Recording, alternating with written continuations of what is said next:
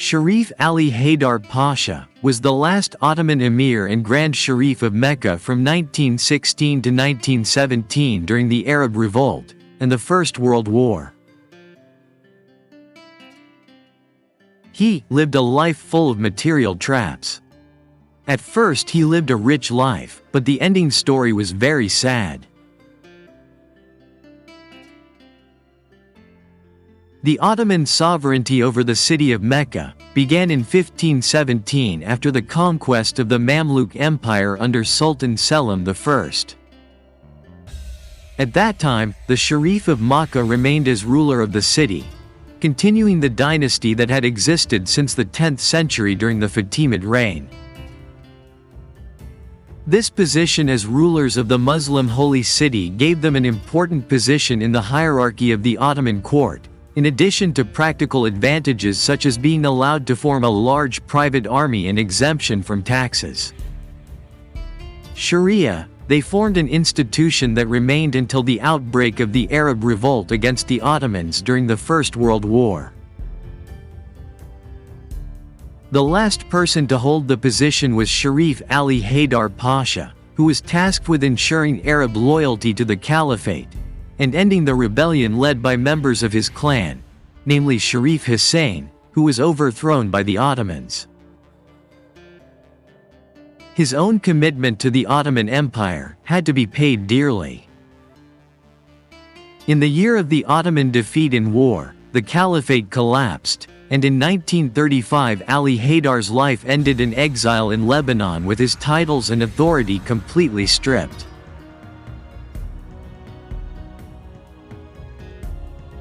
Ali Haydar was born in Istanbul at the house of his grandfather Abdul Muttalib in 1866.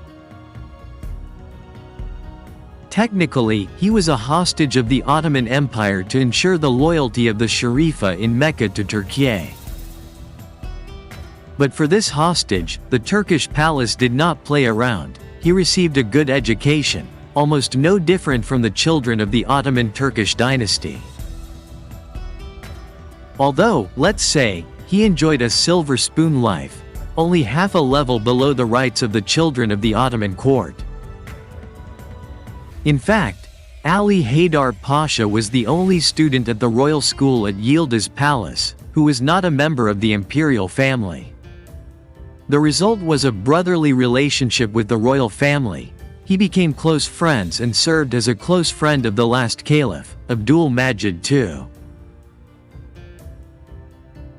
He was also a close friend, and was groomed for a greater role in the caliphate by Sultan Abdul Hamid II, the last Ottoman ruler to wield authority.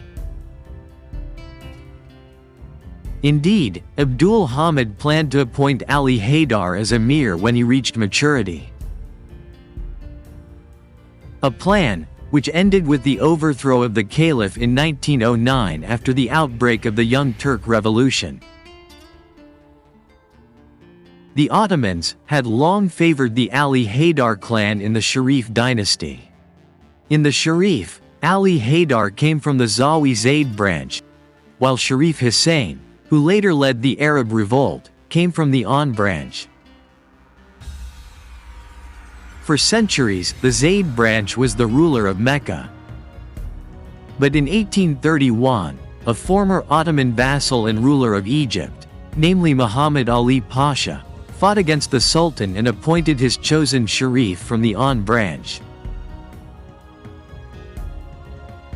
Therefore, the An soon became a symbol of rebellion against Ottoman authority, and Istanbul was eager to restore the prominence of its favorite branch, the Zayd. They did so by appointing members of the Zayd clan, with Ali Haydar as the main beneficiary, to positions as cabinet ministers within the Ministry of Endowments. Ali Haydar then joined as a member of parliament after the overthrow of Abdul Hamid in 1908. Blessed with dual wealth as an Ottoman loyalist and descendant of the Prophet, Ali Haydar lived a life full of material trappings. He had 2 large houses in one expensive part of Istanbul, with many servants, drivers and private tutors for his children. However, that life full of accomplishments came to a swift end when the First World War broke out. This major conflict gave the growing Arab separatist movement the momentum it needed to finally break away from the Ottomans, much to Ali Haydar's dismay.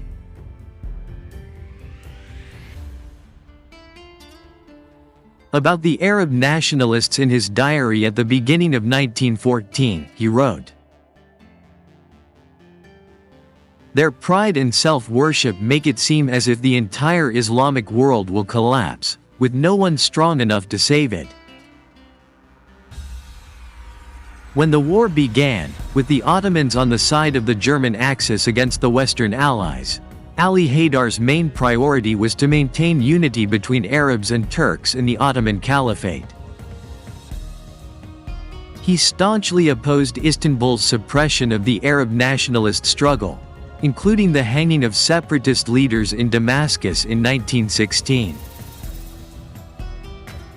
In a statement addressed to Arab tribes who support the uprising, Ali Haydar said, "Do not try to break away from the Ottoman Empire when world conditions in general are in upheaval. Why do we have to shed so much Muslim blood on both sides?"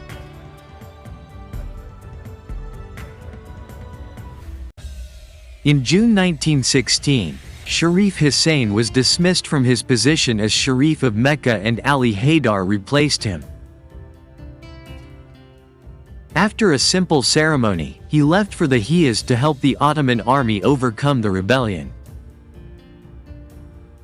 When Ali Haydar arrived in Medina, 15,000 armed Arabs were waiting for him, ready to face the British-backed rebellion.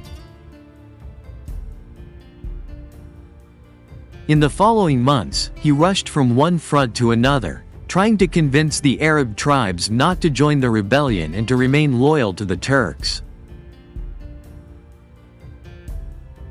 It was an effort that proved futile with the Ottoman defeat, and what followed was the occupation of northern Arabian lands by British and French forces. Things went a little better for Sharif Hussein, whose kingdom in the Hijaz was conquered by Saudi forces in the mid-1920s, paving the way for the creation of the Saudi state. In 1918, Ali Haydar Pasha returned to Istanbul, which was under British occupation after the defeat of the Ottomans. Making his way through the city, traveling by ferry to his home in Istanbul's Kamlika Hill district, Ali Haydar Pasha wrote, "I ask Allah to let this beautiful country remain in the hands of Muslims." His wish would be fulfilled, but not in the way the staunch Ottoman loyalist wanted. Turkish troops under Mustafa Kemal Ataturk launched their national struggle to liberate the Turkish mainland from European occupation. By 1923, most of the vision had been achieved, including the liberation of Istanbul. Ali Haydar sent a cable to Ataturk to congratulate him on his military successes in Anatolia, but the joy would be tinged with sadness for what was to come. In 1922, the Ottoman Empire ceased to exist, and in 1924 the Caliphate was also abolished. As a devout Muslim, Ali Haydar opposed the adoption of any Western cultural codes, but the newly formed republic moved to limit the role of Islam in public life.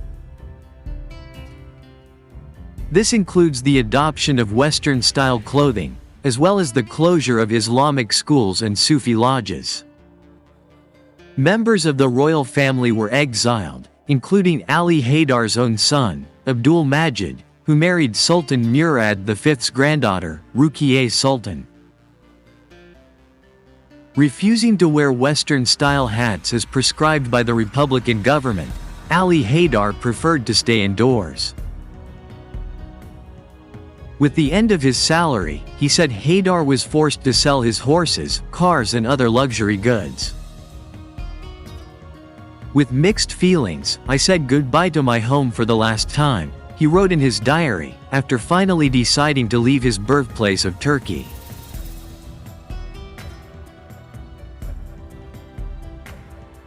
As we sailed, I couldn't bear to take one last look at my beloved Istanbul, but I gazed towards the hills of Üsküdar and thought of my family in Kamlika, he wrote.